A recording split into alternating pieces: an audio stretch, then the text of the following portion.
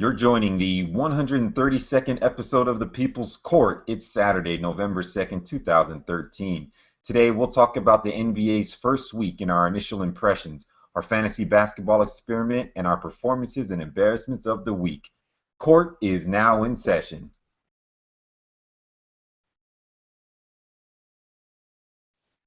And as usual, we are experiencing technical difficulties.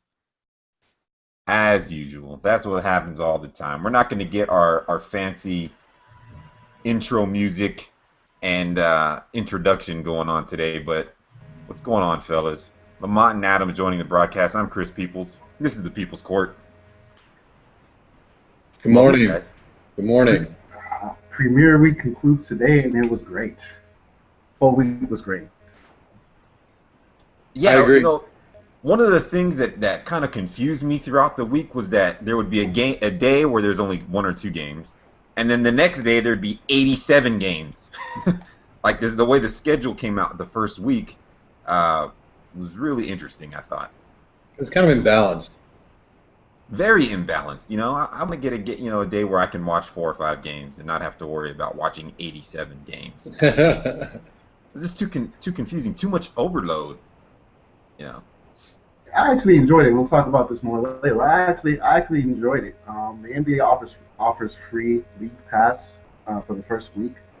So I mentioned to you guys before we went on live that because I was home, because I don't have any kids to take care of on those days when there were 87 games, I could flip back and forth and watch pieces of every game that was being shown. It kind of made me wish that I had more TVs in the house.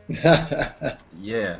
League Pass being free for the first week is such a dangerous thing for people who do have kids. And it's the reason why I know I can never own League Pass, because when they have those free trials, all I do is there's a game on right now. There's always a game on, pretty much. Living on the West Coast, starting at 4 p.m., especially on those days where they have 87 games, starting at 4 p.m. all the way up until about 10:30 to 11 at night, there's a game on. Yes. And it makes it so easy to ignore the kid that needs help with homework, wants to spend time with you and do all those things. It becomes, just so time-consuming. Absolutely. I like that. But see, I like that because at 4 o'clock I can throw up my iPad, start watching games on the East Coast while I'm still at work. I can have it on mute and watch the game and still keep working. It's really nice. Plus, the other nice thing about League Pass, as we're doing an advertisement for them anyway, is the archive. Being able to, because I try not to watch too much TV after about 6 or 7 o'clock. I don't like to be on the screen. But I can tune on the next day if I'm making breakfast or washing dishes. I can throw it up in the morning and watch either the condensed game or the final quarter of some of the better games that were on that night.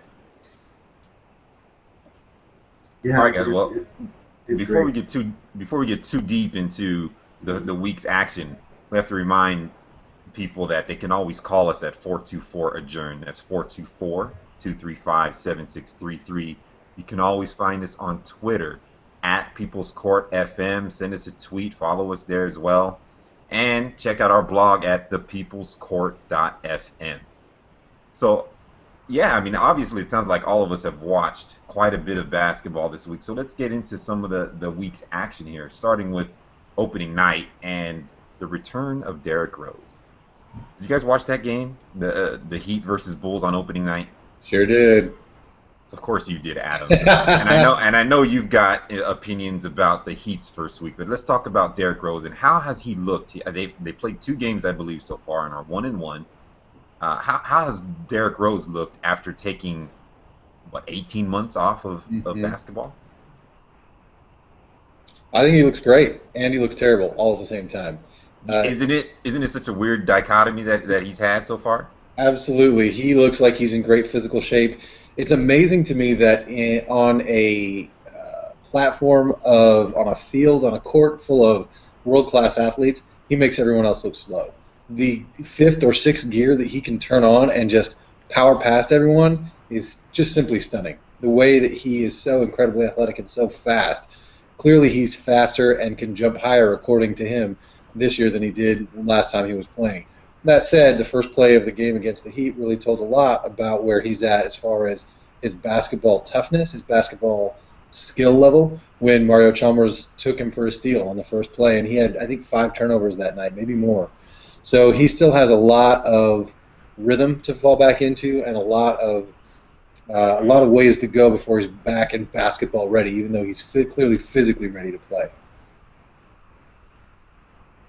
Yeah, Alonzo, anything Yeah, that you noticed? uh, everything that I agree with everything that Adam just said. The impression that I got, I don't think it wasn't during that Bulls Heat game. It was the Bulls' second game. Who did they play? Brooklyn? No, they played the Knicks in their they played the Yeah. Knicks in their they played the Knicks in their second game, and um, I noticed that even though he looked great preseason, now that the games are counting, his shot's not there, and that's Mm. that's going to come back with time. There were quite a few floaters in that Knicks game that he's capable of making that just weren't going in. He said it. He said it himself right before they went to halftime that he likes the shots that he's getting. Those shots are gonna start falling. But it's probably going to take him about a month to get back into the MVP form that he's been. And then of course he hits the game winner on a floater Hmm. against the Knicks. That was a Um, crazy, not just a floater. Come on, that was a crazy floater. Two yeah, defenders in his face, and it goes, woo! It went to the yeah, lights. it was crazy. The other thing that I noticed that I noticed too about the Bulls is that their shooting, at least early on, is failing. Hmm. Um, a lot of their shooters, including Mike Dunleavy, Luol Deng, Jimmy Butler, they're getting open shots within their offense. Either be created by Rose penetrating or running offense through Boozer or Noah, and those shots aren't falling. And the weakness of the Bulls since Derrick Rose has emerged, and it still holds true today, is that they don't have anybody else on their team that's capable of going for 30 on any given night. Hmm. Yeah. And I think they still need that. No, I love the roster. The other guys, they're strong on the wing. Noah's one of my favorite players.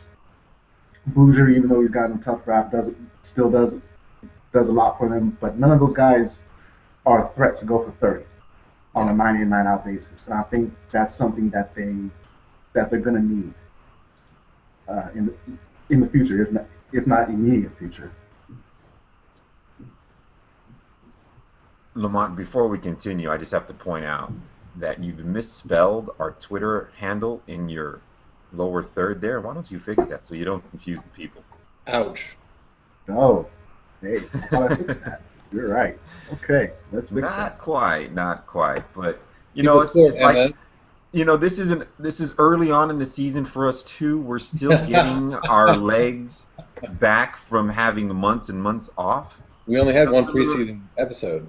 We only had one preseason episode. It's similar to all of these guys. We're adjusting and getting into not quite midseason form yet. Obviously, we'll get there. We'll get there. Just like Derrick Rose, like you said, it's just a matter of time. You can tell that he's mentally and physically prepared, but just the timing is not quite right. Like all of those twisting layups that Derrick Rose normally does, Yep. that fall for him, they haven't fallen yet, and they will. They It's just will. a matter of time. The other return to the court that happened this week on opening night, completely unexpected, Andrew Bynum. I don't know how many minutes he played. He made a very cameo appearance in Cleveland's first game. I didn't really see it. Did either of you guys get to see his return? We're gonna I call saw it Odin-esque. I saw the first game when he was in there. I watched a little bit of the second, but when I was watching, he wasn't on the court. In that first game, he made a nice little basket in the post that was reminiscent of why everybody thought he could be the best center in the game. He's played 19 minutes in the two games thus far for them. So he's playing on a very, very limited basis. He also cut his hair. If people were wondering, he also cut his hair. Gotta know about that. Yeah, he went really quickly from participating in practice to scrimmages to then appearing in the game, which that's why I was extremely surprising that he was even eligible to play on opening night, because I think just a few days before that he was cleared to practice. So I'm happy for him that he made his way back to the court finally, after all the jokes. Yeah. And after all of the time spent dancing in Spain. I think he was actually he was cleared for on-court play because he stopped bowling. I think once he gave up bowling. Oh yeah, yeah, yeah. Once you give up bowling and dancing, Yes. the next step is playing. Yeah, absolutely. So I should be on the NBA floor then too, because I don't bowl or dance. I should be cleared for play right now. Yeah, you just got to make a squad. That's the that's the challenge for you. I think There you you're cleared for action though, Adam. All right, so Lamont, anything else about the first week that has caught your eye? Yeah. One of the things, true, we didn't mention. I actually think somebody was is Doc Rivers' impact on one DeAndre Jordan. Oh my goodness. Yeah, we talked about this in the first episode of the season. Yeah, he's looked great throughout both the preseason and the Clippers' first 3 games. He's looked really good. He's been a big presence defensively. Not just blocking shots, but in his position defense, in following the passing lane, contesting shots. I think through 3 games he's averaging a double-double. I don't know if the scoring will hold up, but the rebounding should. And I actually think that if he continues, he might be a candidate for most improved player, or maybe even defensive player of the year, which is a goal that Doc Rivers set for him. Yeah, I most definitely think that with Doc Rivers coaching him and with a focus to the defensive end, he can certainly be a candidate for defensive player of the year. Much like Larry Sanders was or Serge Ibaka has been. Like he can be just as good and effective as those guys have been on the defensive side of the floor. It's just a matter of thus far early on he has been like Larry Sanders and Serge Ibaka, and remains to be seen if he continue that. The other thing that I noticed about him is that he will probably lose a fight against Andrew Bogut. He probably would. Go ahead, Adam. I think the difference for me for DeAndre Jordan between the other 2 guys that you mentioned is that he's more offensively explosive. Serge Ibaka can get his points, but DeAndre Jordan, the way that he can be, he's an athletic freak. The way he can run the floor and the way he can get up for the alley-oops from Chris Paul makes me think he's much more explosive than the other guys that you were talking about. Yeah, Mike Smith made this comment during the Lakers-Clipper game on opening night. We're quoting Mike Smith. Yeah, we're quoting Mike Smith. Mike Smith, the Clippers color commentator, said that DeAndre Jordan is perhaps the most quickest. I don't know how would you say it, but in terms of big men running the floor, pretty much called him the best big man to ever run the floor. Now, obviously, the platitudes are probably not warranted, but in terms of centers in the game today, he changes ends better than just about all of them. He goes from defense to offense faster than any center in the league right now, anyway. Maybe not of all time, but definitely right now. You think he's faster than Dwight Howard? End to end, yeah. See, I think Dwight Howard changes ends really quickly. I also would say Andre Drummond changes ends very quickly. I would say he's at least as fast as DeAndre Jordan. Well, he's got some competition, but he's certainly amongst the best at doing that. That is true. I'll go with that. Adam, I want to come to you now because I'm sure you've had an interesting week. First, I want to go to the post that you made on our blog a few weeks ago saying how the Lakers would be one of your favorite teams to watch until Kobe Bryant returns. Yes. We're 3 games into it now. I don't know how many Laker games you've watched, but how has that transpired over the first week of the season. Well, I've watched pieces of 2 Laker games. I haven't. Obviously, I've been kind of focused on the Heat, and like you said, with children around, there are certainly more important things to pay attention to than basketball games. But I was shocked. I was stunned, like everybody else, that they were still able to put the Clippers back in their headlock and treat them like the little brother that they seem to always be. I was shocked and heartened by it. It's great to see. It's great to see the Lakers in the underdog position, and it's always great to see an underdog win. I think the surprise in that game was Xavier Henry. Is that his name? Xavier Henry? Yeah. Who came out and hit a bunch of three-pointers and really gave them a lot of scoring off the bench. And clearly, even though the Clippers haven't proven anything this season, they've already gotten somewhat complacent playing at home. And it reminds me of the truism that on any given night, an NBA team can win. And the Lakers showed that to the Clippers, and the 76ers showed that to the Miami Heat. So I think it's great. I think it's wonderful watching a reinvigorated Pau Gasol really take it to the court. Really, he's clearly got something to prove, whether that's something for him personally as a matter of pride, or whether that's him auditioning for the other 29 teams that may want to trade for him throughout the year. It's great to see him reinvigorated, and seeing the 2 Steves in the backcourt is fun. I don't know how well Steve Nash is going to perform throughout the year. We already talked about how they may keep him out of back-to-backs. But it's great. It's great getting to root for the Lakers as a scrappy underdog rather than having to watch Kobe scowl his way through the season. So I really enjoyed it. Yeah, that first game against the Clippers, that fourth quarter, to me, it exemplified everything you talked about in your post. That is why the Lakers are going to be such a fun watch this year, is because they've got guys who come off the bench who play hard and are, they're athletic, they get to the rim, and you never know what's going to happen with them. You never know if you're going to get the Game 1 bench that came in and destroyed the Clippers, or if you're going to get the Game 2 bench that got blown out by the Golden State Warriors. And that's what's going to make them such a fun watch. Okay, let's get to the Heat. I want to come back to the Lakers. You brought up Steve Nash. I want to get back to him. But first, the Heat are starting the season off a little bit slowly. Their title defense has begun in earnest. Yeah, slowly is definitely the right word for it, as they've fallen behind in every one of their first 3 games. They fell behind to the Bulls, they fell behind to the 76ers, and really never managed to come back in that game, even though it was closer at the end than it looked like. And they fell behind again last night to the Nets. And each time they've been able to make a run back at the end, but the last 2 games they haven't quite been able to get over the hump.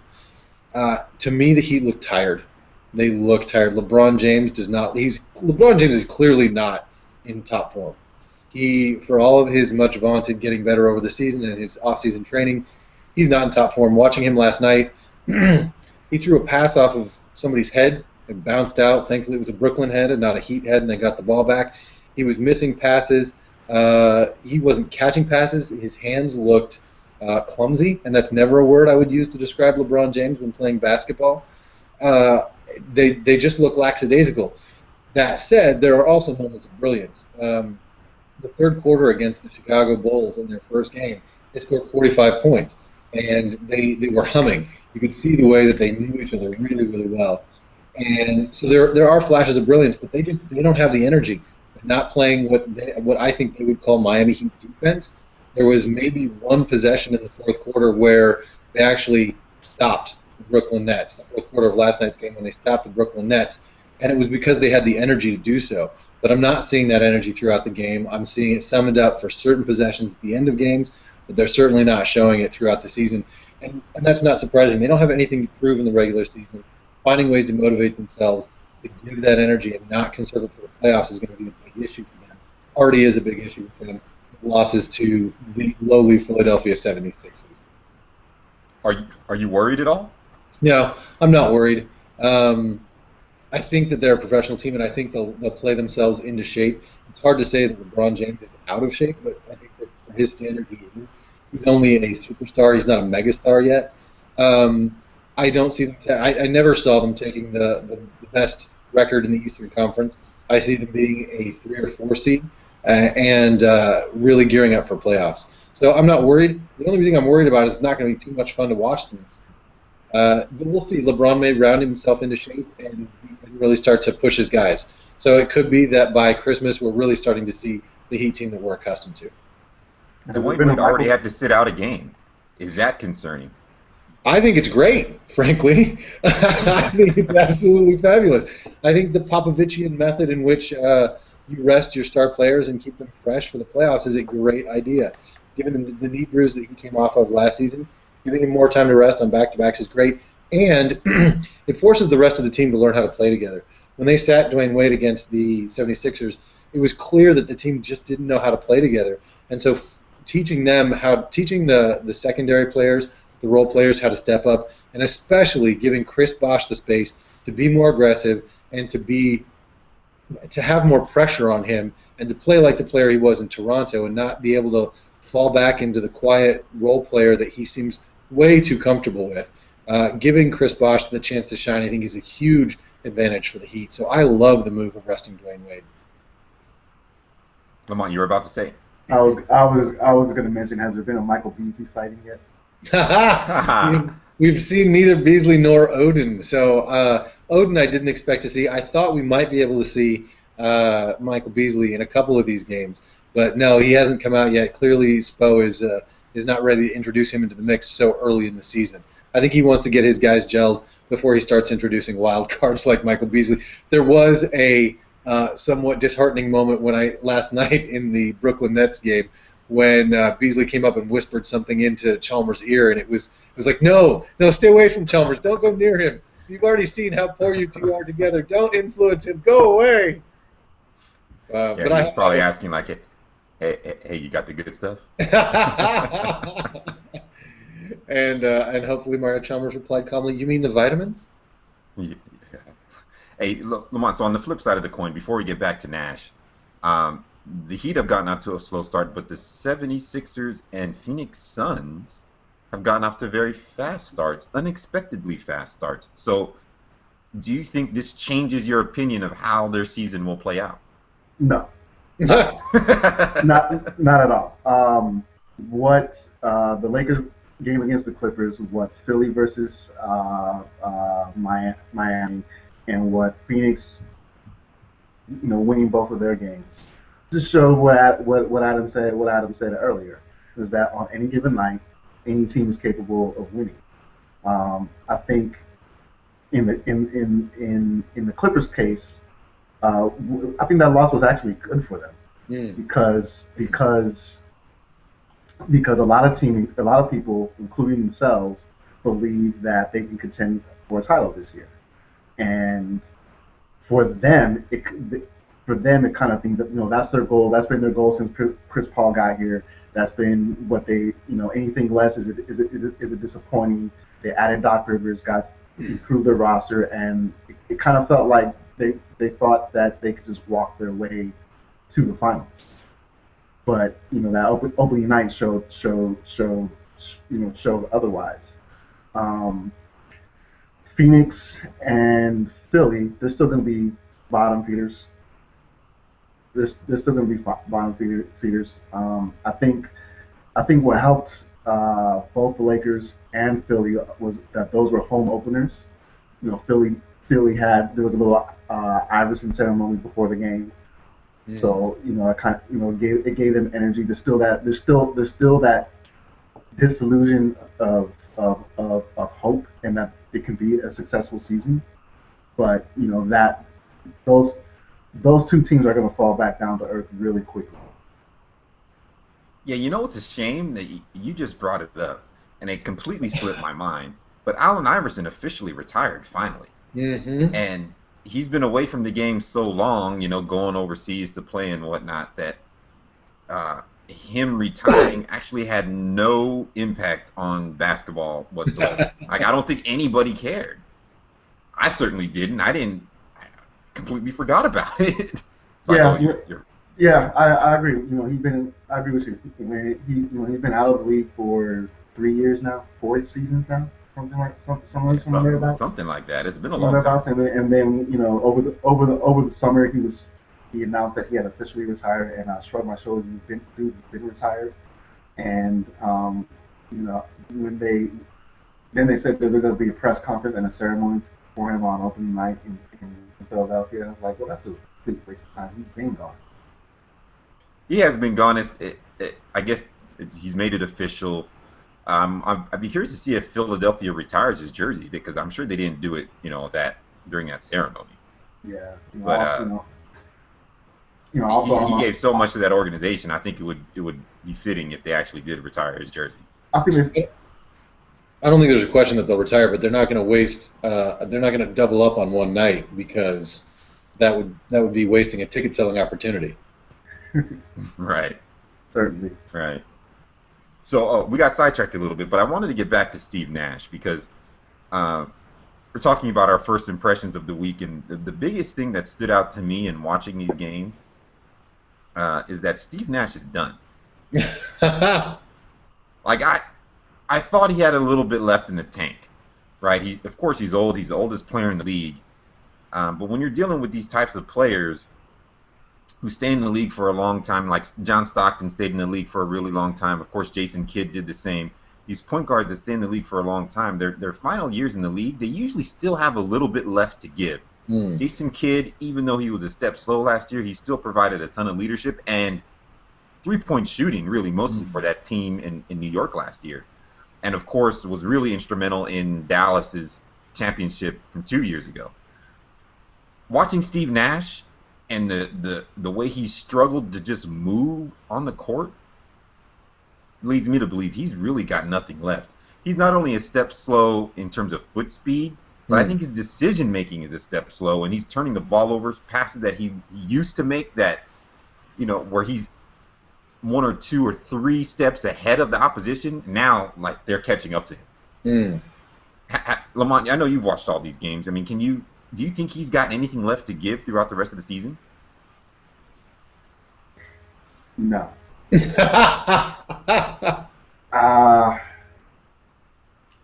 In the games that I've noticed, this week what I've noticed, it feels like the Lakers have been better off with Steve Blake or Jordan Farmar at the point guard position. Wow. And that's something you never thought, like, even as recently as last season, you never thought. I would say, of course, Farmer wasn't in the league, but still, his health is since he broke his leg last season, his health his body it's to the point now where his body is incapable of doing what he wants it to do anymore, unless he can sneak away to Germany real quick. He doesn't need to go that far. All he needs to go is down to Phoenix. Yeah, I think he really needs to make one or both of those trips because the classic Steve Nash is to use the pick and roll, get into the paint, and then probe. Dribble around underneath the basket, either circle all the way back through and then come out the other side and look for something and try and make something happen that way. But now when he comes off of that first screen, he can't even get to the paint to start probing. It's like whoever picks him up off the screen and roll is able to just stay in front of him. And it's unfortunate. It's sad to see. Here's a former 2-time MVP, one of the best point guards of his generation, and to see not just his physical self depleted, but his skill level seems depleted. Sad to say that. Both him and the Lakers might be better served if, when he's on the court, that he's not the primary ball handler. Yeah, much the way that Jason Kidd moved off the ball. Jason Kidd when he was with last season, especially last season when he was with the Knicks, he wasn't the primary ball handler. He was he shooting, he would make the swing pass at the shot if he wasn't open, and then you can't do this with Nash, but Jason would switch off to guard the other team's point guard after Ray Felton got people after Woodson got tired of Ray Felton getting lit up. trophy to switch off. Switch off. Can't do that with Nash, but he might. It might be better served for both him and the team that if he's on the court with those other two guys to not be the primary ball handler. Yeah, but Yeah, then the well, Lakers are paying $9 million a year for a spot-up shooter. That's not a good situation to be in as far as your cap is concerned. He's got this I season mean, and next. He's got this season and next on it, so it's not a whole. It's not.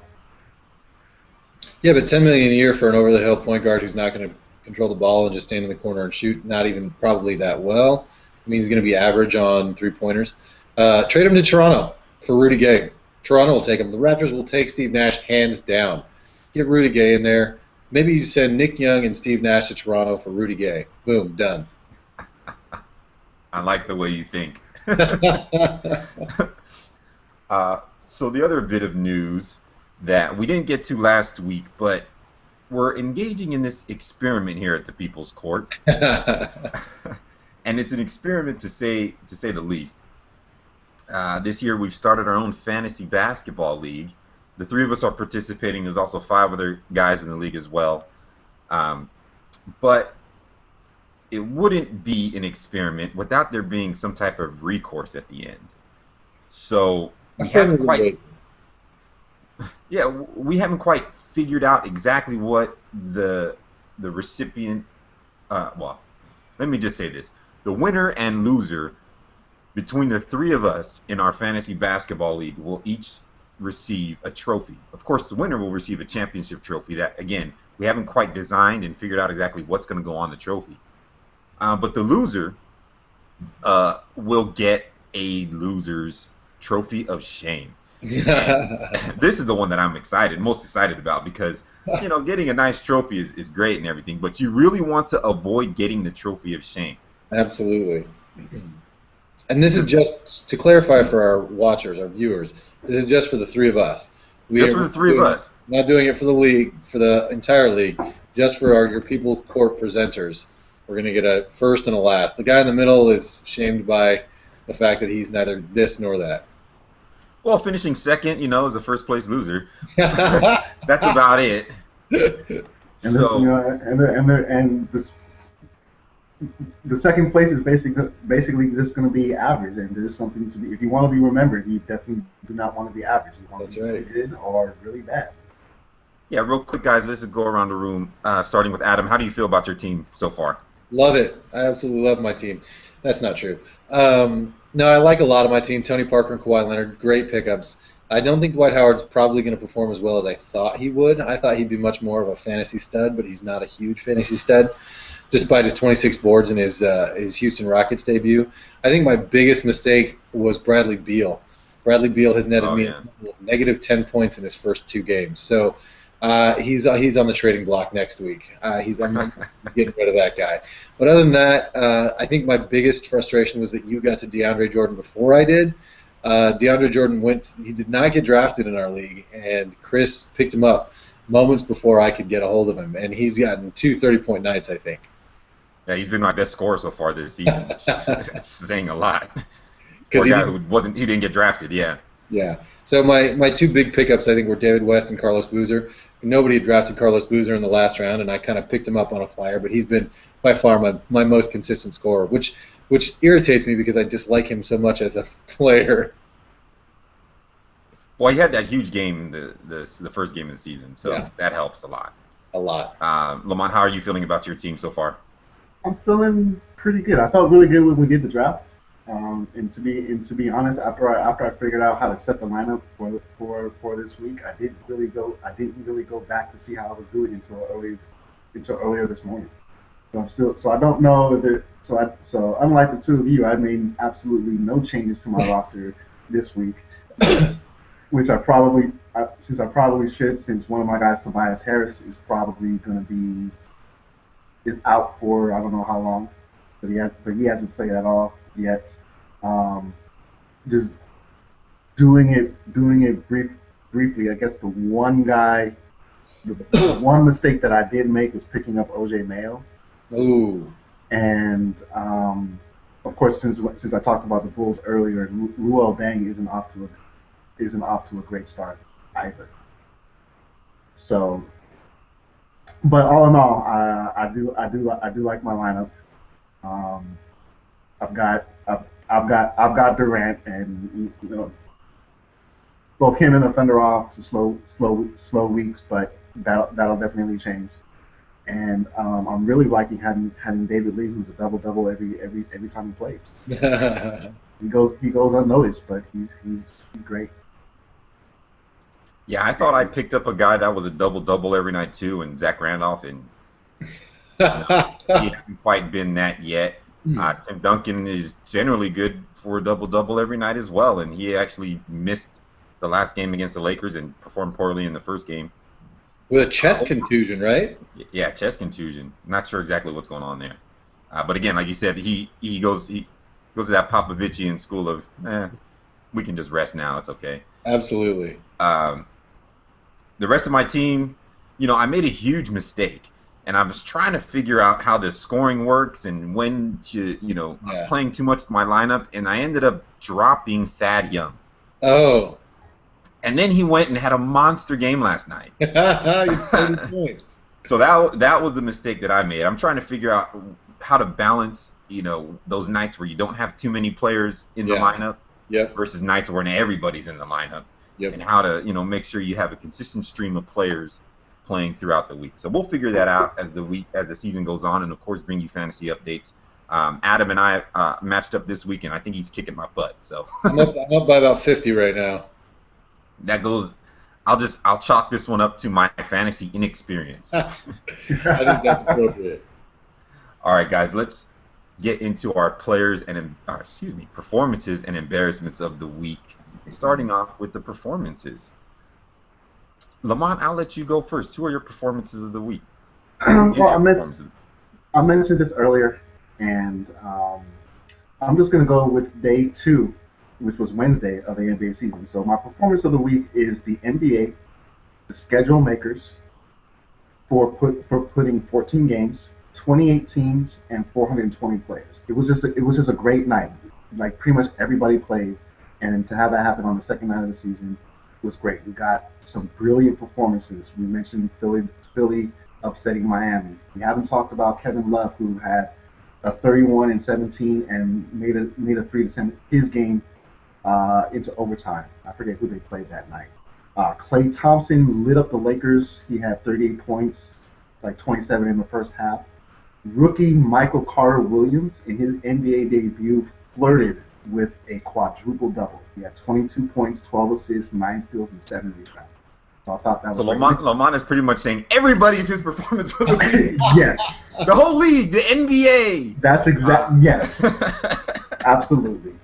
Way to narrow it down. Way to go out on a limb and pick one thing for the week. I was dancing the whole night. I was excited. I was dancing that whole night. Sorry. Yeah, day 2 was certainly special. Adam, who's your performance of the week? Well, Lamont just stole my thunder, but Michael Carter-Williams in his rookie debut, just tearing up the Heat. They couldn't hold on to the ball. He had 9 steals. 9 steals, which was set an NBA record for a rookie debut. 9 steals and almost a quadruple-double. An amazing job, amazing performance that somebody who was essentially kind of a throw-in to the Nerlens Noel trade comes out and gets to play. Nerlens is out for the season and really shines a light on how good he can be. I kind of thought he had a Tayshaun Prince kind of ceiling, given he's so gangly and so fresh-faced, but who knows? He could really make an impact in this league, or it could just be a fluke. Who knows? That's why I love this game. Yeah. But he followed that up last night. He had a 14 and 5. He's had a good week to his career. A good start to his career. Very surprising. I had very low expectations for what he could actually accomplish. Yeah. But he's been extremely good so far this year. My performance of the week goes to one Chris Paul. That second game following that embarrassment against the Lakers, you could tell he was like, this ain't going to go down again. And he had a huge game. He did something nobody in NBA history has ever done. Scored more than 40 points, had more than 15 assists, and more than 5 steals in a game against the Golden State Warriors, where not only did he score those 42 points and lead his team offensively, but even though Steph Curry had 38 points for the Warriors that night, he forced Steph Curry into an awful game. Steph Curry had 38 points, but he got it mostly by bombing away when the Warriors got down. But every single time the Clippers needed to stop, guess what would happen? Chris Paul get a steal, forcing a Steph Curry turnover. Amazing game by Chris Paul. Let me say the line again. 42 points, 15 assists, and 6 steals. It's a ridiculous line. Yeah. Ridiculous. I think he only missed 6 shots in the game, too. Ridiculous line. All right, let's go into our embarrassments of the week. Lamont, I'll lead off with you since I know you can't pick the whole NBA as your embarrassment of the week. So who do you got now for your embarrassment of the week? So I'm going to go from picking the entire NBA to not picking the NBA at all. I've been waiting for this for a month. My embarrassment for the month of October goes to the people in charge of setting up the healthcare.gov websites. Oh, I forget the only name that I was able to find was a company called Teal Media.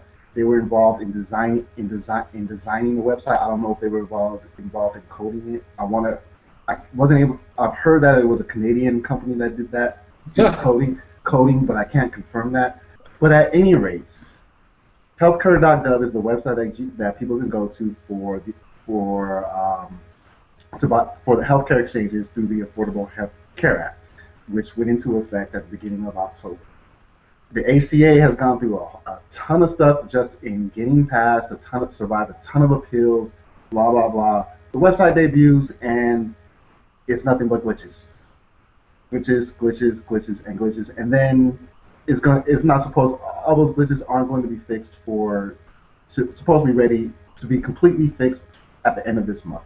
They basically have 3 years to set this up, and it was embarrassing that it wasn't working properly.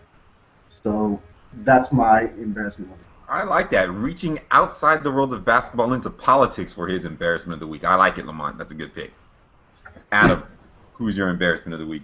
It's got to be Miami Heat versus the lowly 76ers. They didn't show up for that game, and that's not acceptable for somebody going for a three-peat.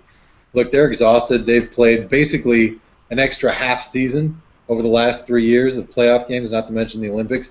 But there's no excuse for losing to the 76ers, even if a rookie has a great night. You've got the greatest player on the planet. You've got Chris Bosh and a stable of dependable second-tier guys. You can't come out and lose like that, and that's just downright embarrassing. And what did I think new coach of the Sixers, Brett Brown, he said that the Sixers have a total of 5 or 6 NBA level players on their team. Evidently, that's all it takes to topple a champion. That's it. Yeah, but we can be the defending champions, no problem. 5 or 6 guys, and I mean the rest of their guys that are NBA quality would be like Nerlens Noel, he's hurt. Jason Richardson, right. He's hurt. Right. Kwame Brown, never mind. But they went out and got the job done. So that's all it takes. Yeah, so that's just embarrassing. Yeah, in a similar vein, I have to go with the Clippers as my embarrassment of the week because they got beat not by the LA Lakers, but really the LA Defenders came out. And a bunch of another team of no-name guys came out and scored 76 points against the Clippers. I'm talking about the Laker bench, and the Laker bench is filled with guys who have weird pronunciations to their names. Xavier Henry, bust with the 3rd overall pick or 4th overall pick, Wes Johnson, Jordan Hill, just guys that Jordan Farmar, who wasn't even in the league last year. These guys really have no business staying in a game with the Clippers, let alone blowing them out. So the Clippers really got a wake-up call in Game 1. Yeah. And they are my embarrassment of the week. Guys, it's been 46 minutes so far, and I think for once we're going to meet our 48-minute timeline. Because I'm not going to try and sneak in another topic that we can talk about that'll drag us over the 48-minute timeline that we try to impose on ourselves every week. It's been fun this week. We've learned a lot, but again, it's early, and you have to remember that uh, you can't take too much away from the first, second, or third games of the season. Yeah, it's a long season. It's a very long season. We're what is this? 1% of the way through? Like, oh, I guess 2% of the way through. Just like you can't take away anything from the first, second podcast of the season because you just never know how things are going to go. First podcast of the regular season. Of the regular season, right? You never know how things are going to go. So again, thank you for joining us. We talked about everything that went down this week in the NBA, including the Clippers losing on Game 1, Miami having a slow start to the season, and Phoenix and Philadelphia getting off to amazing starts that were unexpected. And also, we talked about our fantasy basketball aspirations and what we try to avoid. We're going to come back with that as soon as we have the designs for the winner, the championship, and losers trophies for our fantasy basketball experiment. We'll show them here for you, and we'll probably even make a post about it if we get around to it. Please join us next week. As always, we'll be broadcasting live on Saturday, November 9th at 11:30 a.m. Episode 132 of The People's Court was brought to you by the greatest single accessory in NBA history, Richard Hamilton's face mask. Court is adjourned.